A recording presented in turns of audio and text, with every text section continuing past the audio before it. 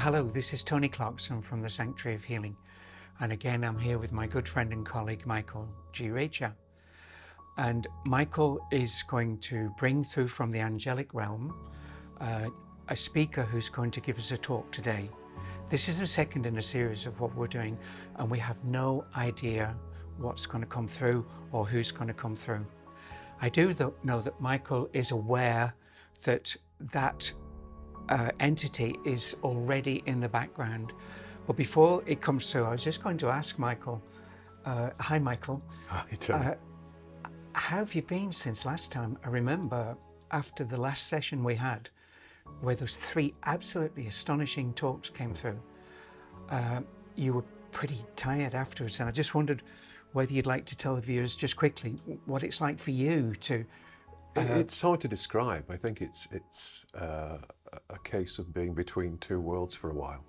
Yeah. And your energies are low on a physical level, and your vibration has got to come back down to this level. I mean, it's not trance. It's not as debilitating as trance used to be for me. But nevertheless, I'm not as young as I used to be. And so it takes me a little longer to recover, a few days to come back to what passes for normal in my case. Do you still need chocolate cake? If I can get it, yes. If you can get it? Yeah. We haven't got any today. No, unfortunately. It'll take me longer to recover then. Okay, well, I just wanted to get that in because it really, I know it really does take from your body, doesn't it? No, it doesn't with all mediums. It does with some, it doesn't with others, but always in my case it has. Right. I've never been able to find a way around it, so it goes with the territory in my case. Okay, so I'd like to now hand over to Michael, and I really don't know what's going to happen. Michael. Well, there's been a gentleman with me since this morning. He is in a blue light. He's a black gentleman, as I initially see him, and he has a sort of necklace around his neck and shoulders. And I would say that he was from Africa. I would say that he was part of a tribe. And he wants to talk about something that is relevant today, but not in the way that it is relevant today. And he's talking about diversity. Now, he's talking about diversity because he stands in front of me as this African gentleman, and then he becomes taller as a white gentleman in a brown robe, looks, I don't know, Egyptian, that type of thing. And then he turns into a lady with 2 babies. And she is dark-haired, and she isn't very tall. And then he turns into a ball of light. All I can see is the blue light that he came in with. Now he says what he wants to do is to jog people out of their perception of what they are. He says because he has seen increasingly that people become locked into this vision of themselves as male, female, in their 20s, in their 40s, of a certain colour, of a certain creed. And he says each of the images that he's given us thus far is him. Because in one of his lives on earth, one life of many, he has been each of these people. So he has been black, he has been white, he has been male, he has been female. He says he has been healthy, he has been unhealthy in certain lives, but they are all him as a spirit. And he says that him is a misnomer. They are all an expression of the energy that he really is. And the energy itself is also an expression of him as essence. And he says that the ball of light that he has shown to me is also him and is his choice of expression at times in the spiritual vibrations that he now exists in. So he says, doesn't that make a nonsense of attacking others? Doesn't that make a nonsense of singling out others? And doesn't it also make a nonsense of attacking people in a current frame and saying you are responsible for this in the past or that in the past? You don't know who you've been. You don't know whether you've been male or female in the past, whether you've been in charge of people or subservient to people. You don't know whether you've been healthy, you don't know whether you've been ill, you don't know in what part of the globe you've lived. And he says that those existences that you might have had are only part of your infinite existence as the angelic being that you really are. And you have, in the normal course of things, existences in other worlds as well as part of your evolution as a spirit. So to shrink down that glorious spread of energy that you really are into one form and say, this is me, and this is you, and I oppose you because I don't like this aspect of you, or I don't like this aspect of myself, is such a confinement of thinking, such a confinement of what you really are. In the spiritual realms, we, as the energy that we are, or the expression that we are an expression of God. And as an expression of God, we push against vibrations to manifest. So we're not the actual vibrations, we're not the actual energy. We are the impulse, the essence behind the energy. And so we push against those vibrations, and pushing against those vibrations gives us form. And we can choose which form we come through as. I can select from my past lives on earth which of those past lives I would like to wear today. And I say wear as with a suit of clothes. I can choose to be the person that you saw when I first came through, or I can choose to be the lady that I was. I can choose to be the gentleman that I was in the Egyptian area. It's down to me. But it is simply an expression. It is simply my energies pushing through via memory against the energies that are around me to form an image that others can relate to for a time. And if I want to change that image, it's as simple as changing a shirt or a hat.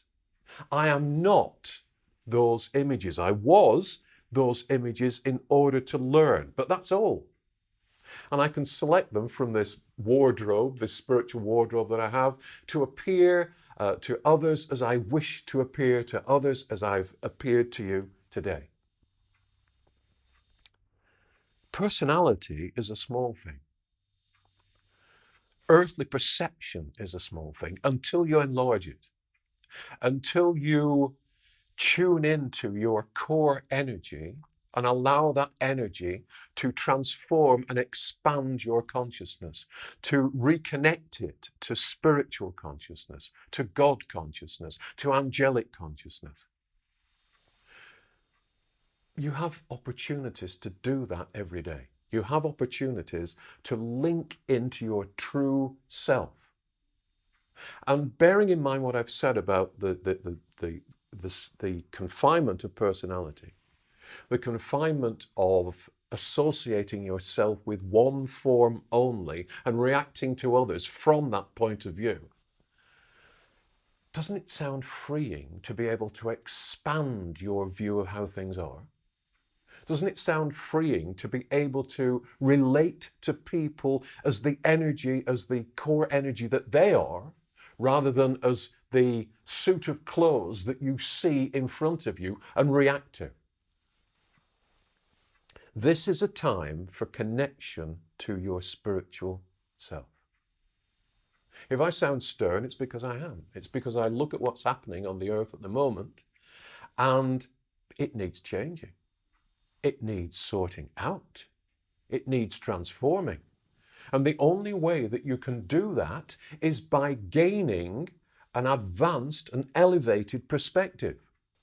And to gain an elevated perspective, you don't go to anyone else.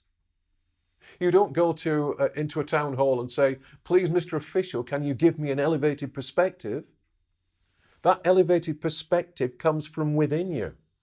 It is yours by birthright. And by birthright, I don't mean the point at which your current form was given shape on earth. I mean by birthright from the Godhead.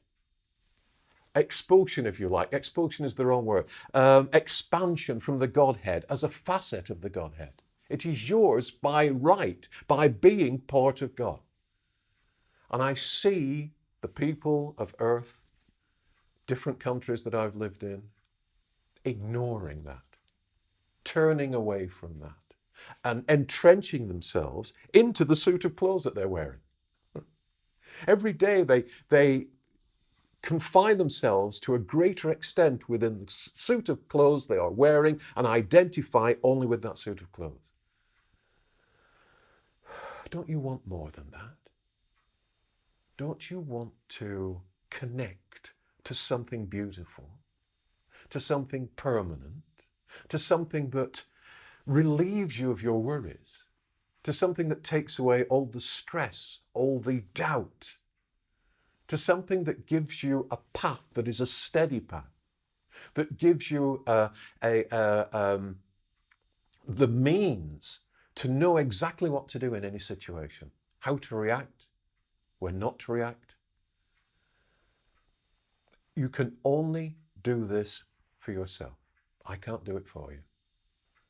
No one that you turn to for guidance on earth can do it for you.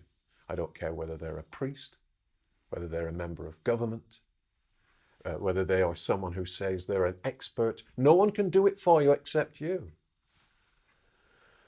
You need to open your hearts. You need to open your hearts now. What I mean by that is that you need to connect via your hearts to your greater wisdom, to your greater self, to your greater capability. You're running out of time to do this. If I could show you myself now as that ball of light, and that is only an expression of me, it is only a connection point between me and others. If I could show you what Michael is seeing, the beauty that he's seeing in that light, you would feel that is something to be fought for. That is something to be attained. That is something that is essential for me. I must have that. Yes, you must have it, but you have to work to have it. You have to realize that you are more than you appear to be. Stop, please, confining yourself. I am a member of Joseph's Soul Group. Michael hasn't seen me before, but I'm a member who has stepped to one side to allow Joseph to speak, because the message, the Joseph message, is so crucial at this time. But I have stood on the sidelines thinking, I wish I could give voice to what I want to say. And today I have that opportunity. So I thank you for that opportunity. But please, hand on heart, please listen to what I'm saying. You are not what you appear to be unless you choose to be what you appear to be. Confined, restricted, shoehorned into something that doesn't go anywhere. You are on earth to expand your vision, to expand your senses, to crisscross the world, each of you, with spiritual energies, with healing energies, with loving energies. You're not doing that. It's time to do it. All right, thank you. Okay. Right. I've got Joseph who wishes to say something. And he's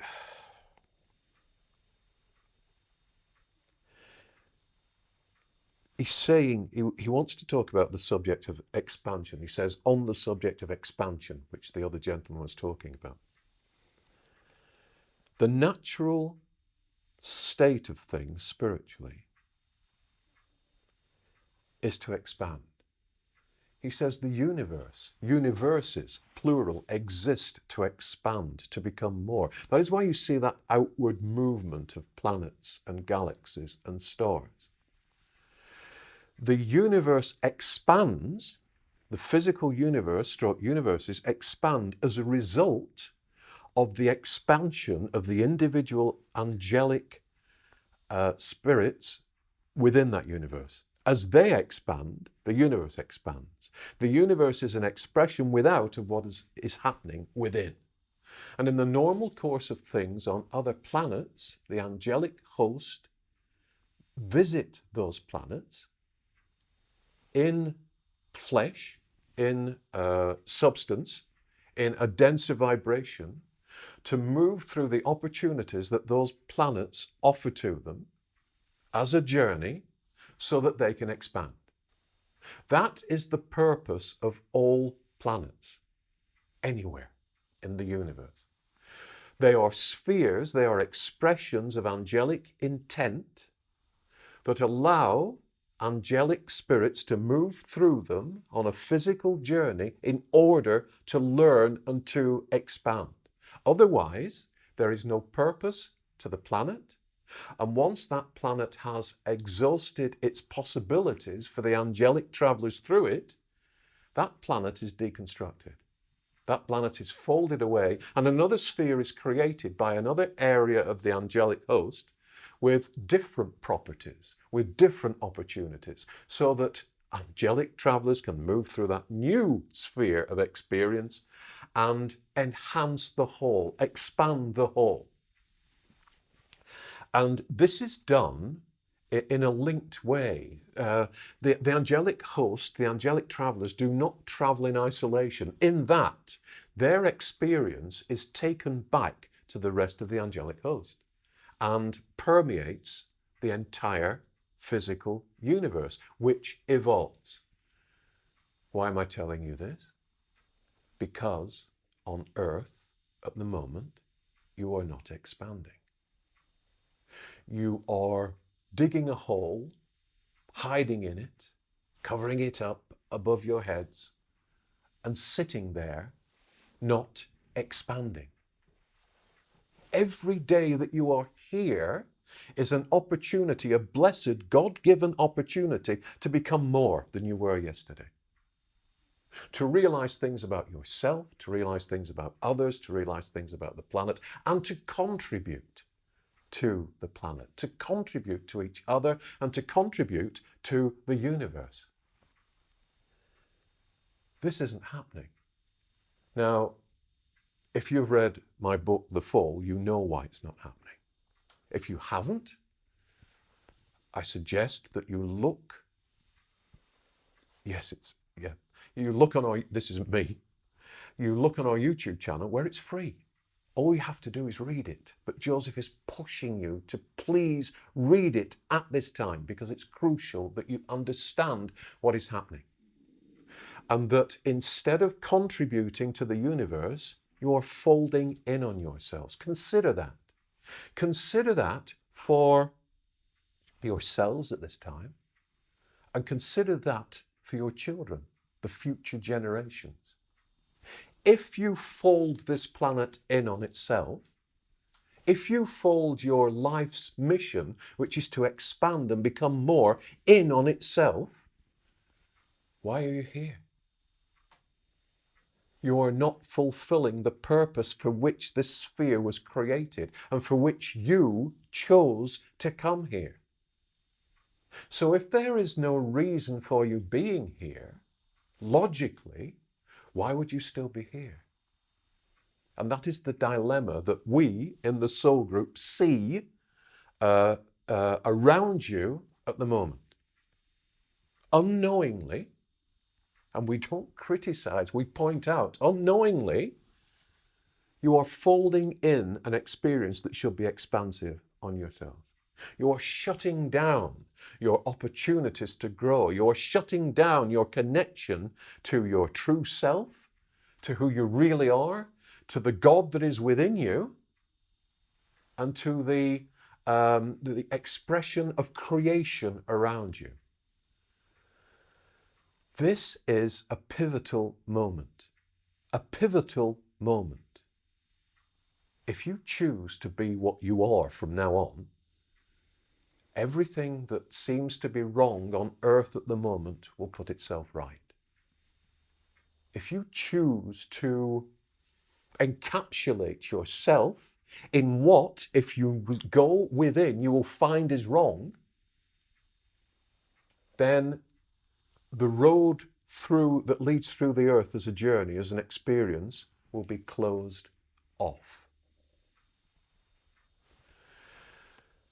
Only you can decide, each of you, whether that is what you want. If it isn't, then simply celebrate your life. Celebrate the fact that you are a spirit. Celebrate that you are here to be loving, to be kind, to be gentle, to be caring, to be interlinked, to be a part of each other, to live in joy and in purpose.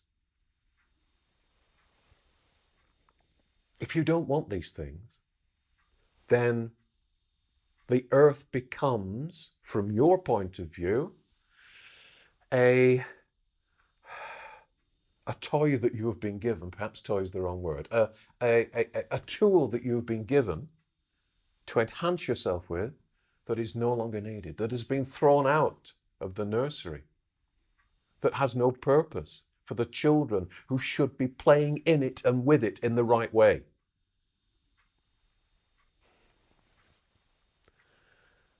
You are running out of time. I expressed this in the books that I delivered through the Band of Light. You are running out of time. I'm showing Michael an hourglass, and the sand is almost all at the bottom. Do we turn it round? Do we turn it round? If you want it to turn round, embrace life, embrace spirituality. Seek the higher vibrations through the way that you live and the way that you connect to people and the way that you connect to the earth. If you don't, the sound will run out.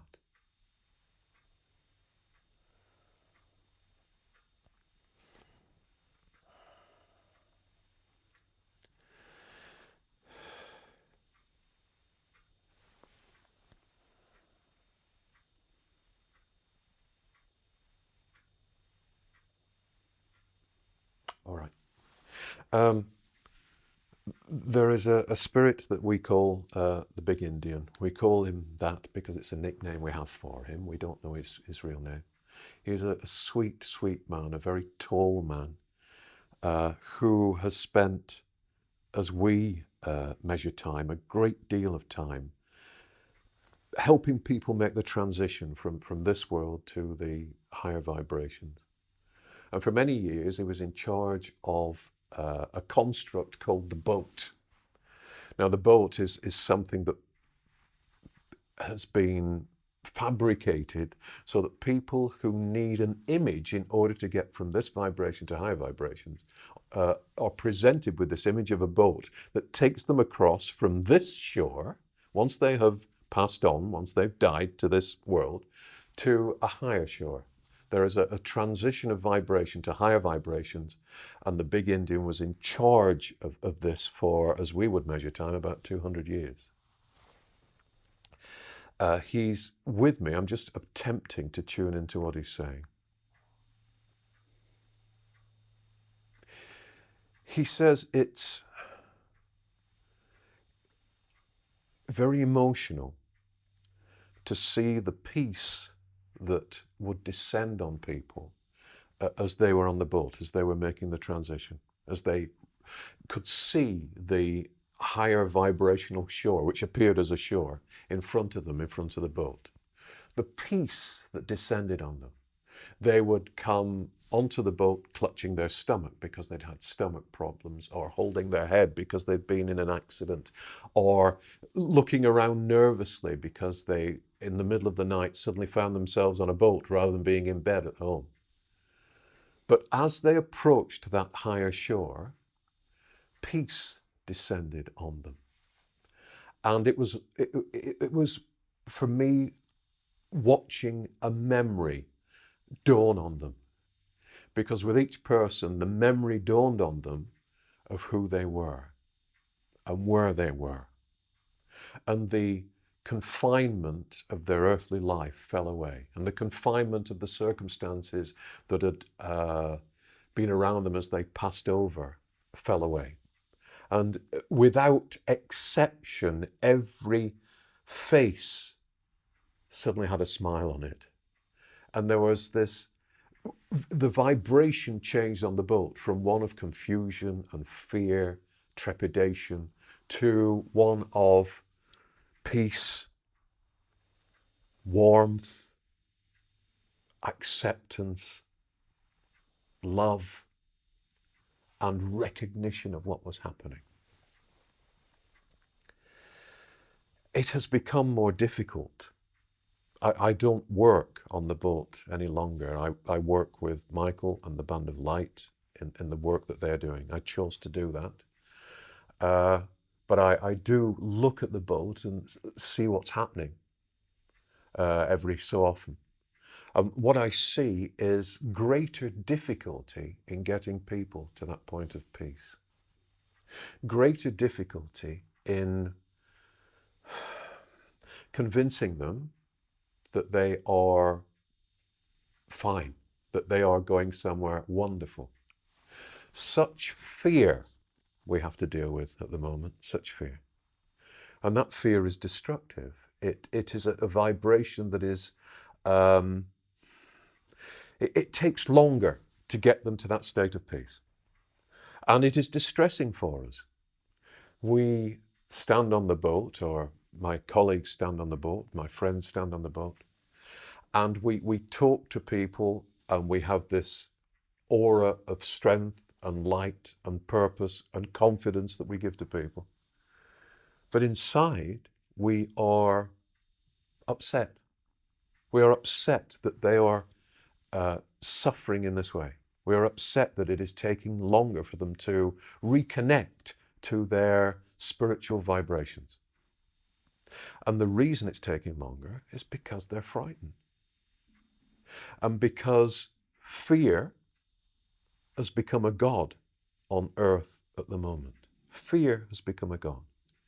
If you knew that you could not die, that you could not be harmed, that there was love waiting for you, reconnection with family waiting for you, that there were wonders waiting for you, beautiful worlds, beautiful states of being ahead of you, and that your time on earth was simply part of a short journey, and that the journey would end, but you would not, would you live life differently? I think you would. I think with that peace in your heart that people discover once they're on the boat, if you had it now, your view of life would change completely. You do have it now. We have to strip away from you the skins of fear that have been put around you. We have to get you back to that heavenly state, that heavenly consciousness. How do we do that? We do that by being around you. Just because Michael can see me doesn't mean that I'm not around other people. Doesn't mean that around each of you there are concerned spirits who wish to not console you, wish to elevate you in your outlook, wish to elevate you in the way that you approach your life. Reach out to them. You won't see them. Some of you will see them. Some of you will be psychic. You'll sense them. You won't see them, but reach out to them through your heart. Connect to them. Ask them to help, to uplift you. And seek to uplift yourself. There is nothing to be afraid of. If you're not going to die, what is there to be afraid of? If you are part of God, part of all creation, forever and ever and ever, amen, what are you afraid of? What is there to be afraid of? Step out of that shell of fear and continue life as it's supposed to be lived, joyously, knowing that whatever happens on a physical level is only temporary. Whatever happens on a physical level cannot harm you. You cannot be harmed. And you say, yes, I can be hurt. I can get a pain in my foot, or somebody could slap me across the face. It's an illusion. It's an illusion of vibration placed around you so that you can learn. But it doesn't have to be an illusion of misery. of sorrow, of fear. We are around you every day, all day, every day. We cannot be other than around you because you're part of us. The whole universe is around you and within you, the whole universe. Reach inwards and outwards to that love. Become peaceful. Give yourself some time off from being afraid, from being doubtful. Give yourself some time off every day and invite us to join you. When you do that, we can strengthen your vibration. We can uplift your vibration. We can allow you to see things and sense things that you don't normally see. As my brother said, and he's talking about Joseph, you don't have all the time in the world, unfortunately. You do if you access your higher vibrations. If you come out of the mold, the confinement you put yourselves in. But if you don't have all the time in the world. I don't want to see you on the boat anytime soon. I want you to enjoy your lives.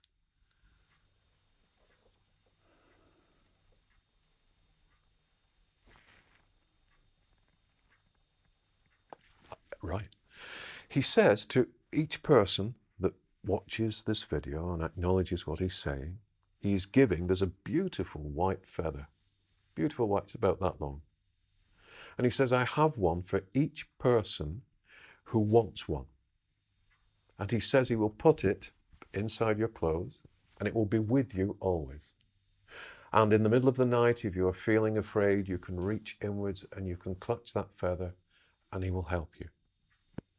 And if you are uncertain when you are going into unknown territory, hold that feather and he will help you. He says it's a symbol from him, but it is a real feather in that it is energy created by him and by members of the soul group as a token that you can have with you, just as you would have a wallet or a watch or a ring. He says incorporate it into your daily dressing. You know, I put the watch on, I put the ring on, oh, I've got my feather, it's in my pocket, or wherever you choose it to be. And in times when you're uncertain, when you're frightened, hold it, remember it. It is a connection between our vibration and your vibration. And via that feather, via that symbol, we can bring you upliftment and peace.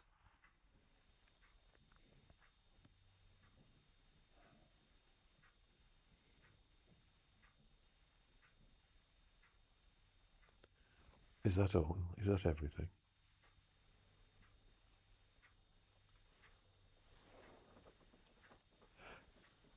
Yeah.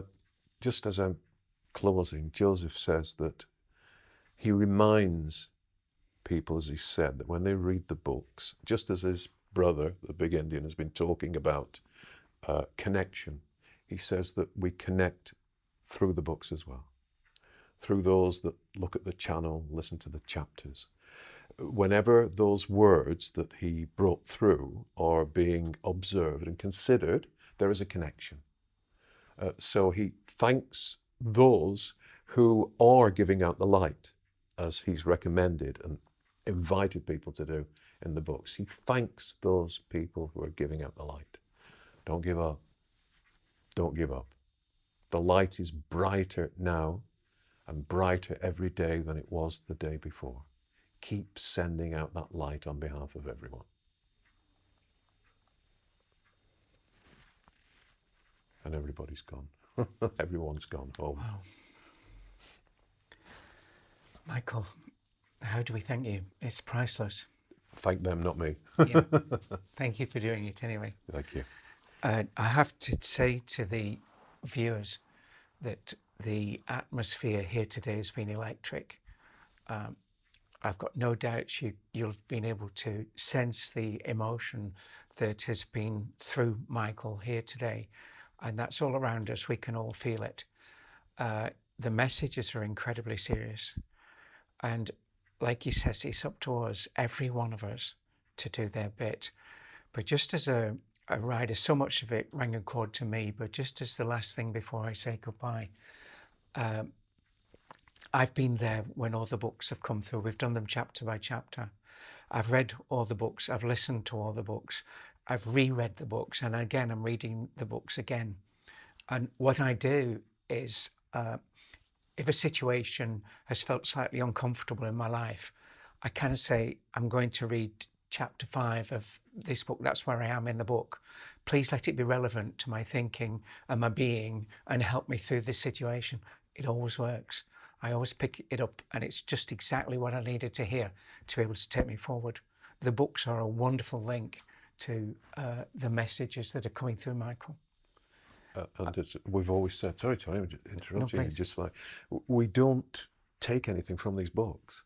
The monies that we get from the books, we use to reprint the books or push the message further out across the globe. We don't take anything from the books. And I'm saying that because we're not sitting here saying, oh, buy the books because it makes us nice and rich. Yeah, sure. That's not our purpose.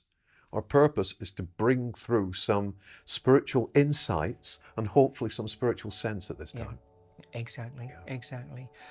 And on that note, I'd like to thank you all for watching, and I hope you've got out of this as much as I've certainly got out of it today. And we look forward to perhaps in a month's time we can do this again. Yes, yes. Please God. Please God. The quality is just amazing of what's coming through. Thank you so much. And thank you all for watching. Thank you. Look forward to seeing you soon. Bye-bye now. Bye-bye. God bless.